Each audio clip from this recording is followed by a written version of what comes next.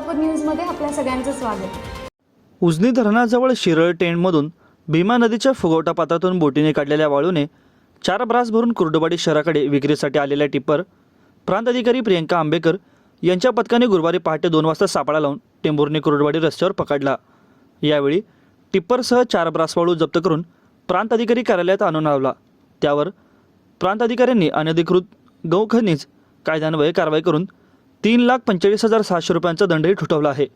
माढा विभाग कुर्डुवाडीच्या प्रांताधिकारी प्रियंका आंबेकर यांच्यासह मंडल अधिकारी विशाल गायकवाड, सूर्यकांत डिकोळे, समुद्रले, गाव कामगार तलाठी प्रवीण बोटे, राजेंद्र चव्हाण, कोतवाल नवनाथ शिंदे, वाहन चालक अतुल दहिटकर यांचे पथक उजनी धरण व भीमा नदीच्या पात्रातून विनापरवाना व अवैधरित्या वाळू उपसा वाहनांवर कारवाईसाठी पहाटे 2 वाजता टेंभुर्णीच्या दिशेने निघाले होते।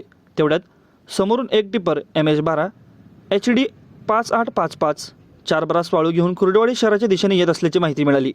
गुरुवारी सकाळी गुन्हा दाखल झाला असून यावेळी प्रांत अधिकाऱ्यांनी सापळा लावून टिप्पर पकडला। चालक शहाजी अर्जुन थोरात, राहणार अकोले, तालुका माढा याला ताब्यात घेण्यात असून टिप्पर 4 ब्रास वाळू पकडून प्रांत अधिकाऱ्यालयात आणून लावले आहे व त्याच्यावर गुन्हा दाखल करण्याचे काम सुरू आहे।